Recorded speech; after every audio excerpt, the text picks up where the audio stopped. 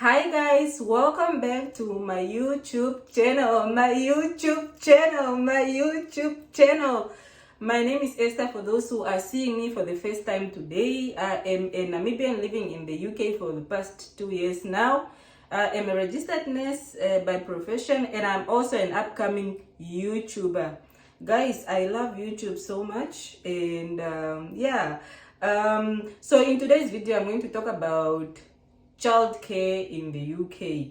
But before I talk about childcare in the UK, I want to give a shout out to one of my subscribers who has been engaging in the comment section, and her name is Vaina Neshila. Vaina Neshila, thank you so much for interacting in the comment section, for liking my videos, and thank you so much. I appreciate your support. So without wasting any time, let's get into today's video. Right, I said I'm going to talk about childcare in the UK. So as you may know from my previous videos, I am a mother of two beautiful kids, and a boy and a girl, and they just joined me recently. They joined me in January here in the UK. I left them at home in Namibia, and they were there for a year and 6 months. So they recently joined me. My children are 7 and 8 years old. My daughter is older, and I am happy to be with my kids. And so the thing is that childcare in the UK is a nightmare. I will put it that way because I really think it's a nightmare, you guys. By the way, I'm doing this video standing, just because I'm tired of sitting and recording. Can you just for a change? So anyways, my kids very happy to be here. They are very happy to be with me. I'm their mother. It's just right that I take care of my children because I brought them onto this earth, right? Anyways, so childcare in the UK is something that is taken very, very serious, and if you play with it, you will end up losing your child to council, to government. They will take your children, they will repossess your kids, and you will never see them ever again. All right? So you need to be very, very vigilant when it comes to childcare in the UK. All right? One thing I want to bring to your attention is that a child must be 13 years and older for them to be able to stay at home alone, for them to be able to walk to school alone, to and back from school alone by themselves without a company of an adult. So that means that you cannot just leave a 9-year-old or 8-year-old at home by themselves. Now, I know back home in Africa, in Namibia to be specific, because I'm from there, I know that we have community assistance, we have family assistance, we have the support we support each other in so many different ways. And we have these extended families that we have so many people at our disposal to help us with childcare. When I was back home, I had my sisters to help me, I had my cousins, I had my aunties, your mom, your people will just help you with childcare. But in this country, guys, it's so difficult. It's so difficult that as a foreign person, as a foreign nurse in this country, I had to come up with a very, very, very good plan for my kids to be taken care of.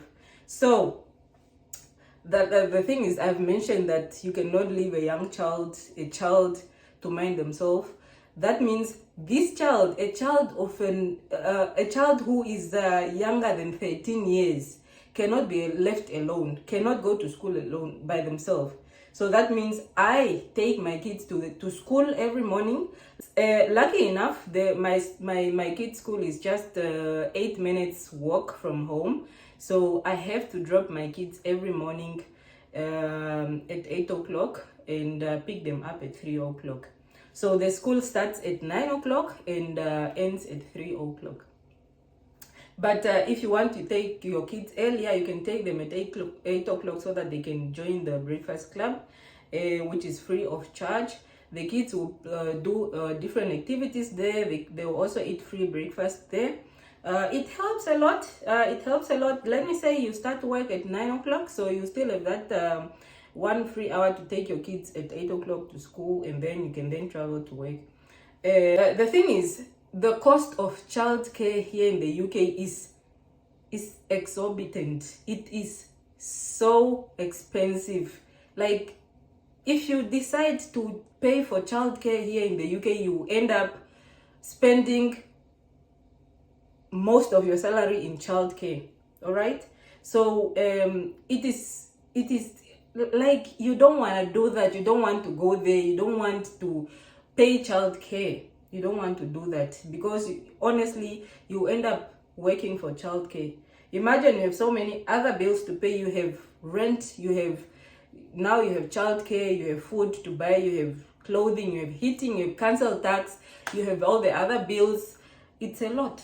You don't want to add childcare to your bills. It's a lot to finish your salary, I'm telling you.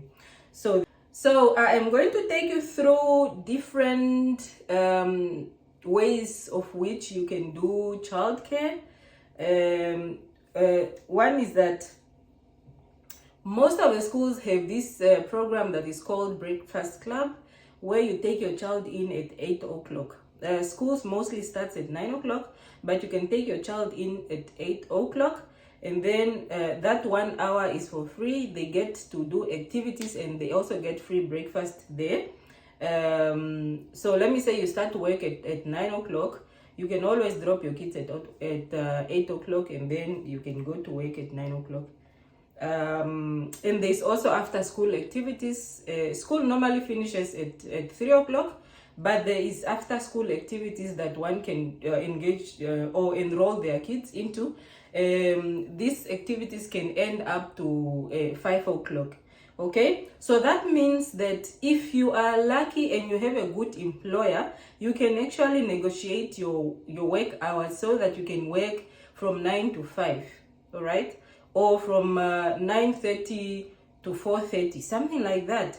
Some of the employers are really supportive and really understanding when it comes to childcare, because if you tell them you are a single parent, you don't have anyone to help you with this childcare, they can always adjust your work hours and your work schedule to just give you those hours that you are able to, you know, put your kids in school, and then you can come to work. But the problem with that arrangement is that when the kids are on school holiday, then you are left with no solution. You have to stay at home with the kids, or on weekends. The other thing is that you can do when the two of you are together. Let me say both parents are available. When you are not a single parent, of course. People do this. One of the parents, you work opposite shifts. Okay, it can be either one of you works nights and then the other one works days. All right, day shifts. So that means when the mother is at work during the day, the daddy is at work. It's at home, taking the kids to school, bringing them back from school, making sure you prepare food for them, bath them, and do their homeworks and all that. Just like that, vice versa. That is the other way that people do the parenting thing. So you work on opposite shifts. And you help each other with childcare. But the other thing is when you have a friend or a colleague who also has kids, you can always help each other. And this a lot of people are actually also doing this, because not everybody is having a partner to assist them, or not everybody is having a husband or a wife to assist them with childcare. So that means that for you to find the better solution really is to find a colleague that is having a child.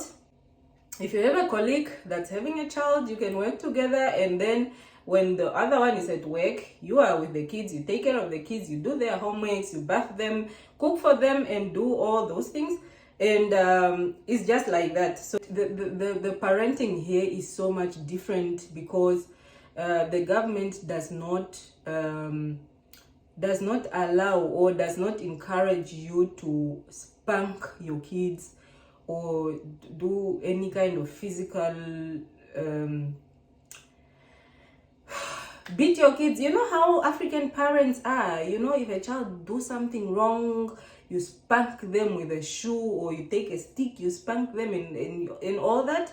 It's not encouraged here, because kids can just report you to the school teacher, or the you know, anyone, and then the government will keep an eye on you. They will think that you are abusing kids and all that. And also, you are not supposed to leave the kids at home alone, because it's just not allowed, because of so many reasons. Kids can play with fire, can burn, kids can do anything, you know. So the other thing that you need to put in mind is that the council will take your children away from you. Yeah, the government will take the kids away from you if make no single mistake to leave those kids at home, lock those kids at home and leave them, and someone sees that you are leaving your kids at home, the kids are young, they are not at a legal age to be left at home, or you are spanking the kids, you are abusing the kids, you are doing anything that you do wrong to the kids, the government would repossess those kids from you. They will take them away from you. If you are planning to bring your kids over to the UK, you need to have a very, very good plan in place. Some people bring in their parents from home. I know sometimes when you are an NHS employer, the NHS might write you a letter so that you are able to invite your mom or any of your family members to come and help you with childcare. And also you can invite anyone to come and visit you and help you with childcare. But obviously, if you bring in someone to help you with childcare, that means that to the government, that means that you have employed someone, and it's not legal for someone to work when they are on a visitor visa. So you really need to be so careful about it. And for couples, you really need to be very careful about childcare. Because it can bring so many issues between the two of you. You know our African husbands or our African men, sometimes they are not used to this thing of changing diapers, you know, cooking for the kids, you know, helping kids with their school homeworks and all that. And now you are here in the UK. Now you all of a sudden you have to do all these things for the kids. You need to cook for the kids, you need to walk the kids from school, or you need to go pick them up. It's a cultural shock. Like, it's a cultural shock to some of the people, and that in itself can put a strain on other people's relationships. And like I said, if you are leaving your home country, coming to the UK, you need to talk about it, discuss about it, and be on the same page that this is what you all want. You want to relocate to the UK and you are taking your kids to school, and you are going to help each other with childcare. And when you are at home with the kids, that means you are doing everything for the kids. You are not at home with the kids and waiting for the mother to come and cook for them. You are not at home with the kids and waiting for the mother to come and change diaper, or, you know, load clothes in the washing machine and all that, and wash dishes. You are at home and you are doing everything that you need to do, because, mind you, your partner is at work, and when they come home, they are really tired. They are really knackered. They are tired, I'm telling you. Nobody wants to come from work and come and face all these chores while there was somebody at home with the kids. Do you get me? So my advice is that before you even think about relocating with your kids, you need to think about it. You need to sit on the table and you need to talk about it. Don't come here and assume that things will just... Guys, things will not be the same when you come here. You need to follow those kids. You need to drop them to school. You cannot just say, go to school. And the other thing is that you need to take that child out of school yourself. You go to the teacher will hand that child over to you as a parent who is registered to pick up that child. The other thing you need to put in mind is that you need to feed your children. You need to feed your children very well, because if you get sick, then they will start questioning you. They will start questioning you. Are you taking care of these kids? Are you feeding these kids? Are you cooking for these kids? What is going on in that house? The social workers, again, they will come to your house. So childcare in the UK is not something to play with. It's not something to play with. It's something to be taken very, very, very serious. So guys, I've come to the end of today's video. If you have any questions, please drop it down in the comment section. I will be more than happy to answer your questions. And again, please, if you did not subscribe to the channel, consider subscribing. If you are a returning subscriber, thank you so much. I hope this information helps you. And if you are planning to relocate to the UK and you are a single mother, don't be afraid, don't worry. There are ways to get through this childcare. I'm a single mom myself, and I've found and I've managed to find a solution to childcare. You too can do it. So I'll see you in the next video. Thanks and goodbye.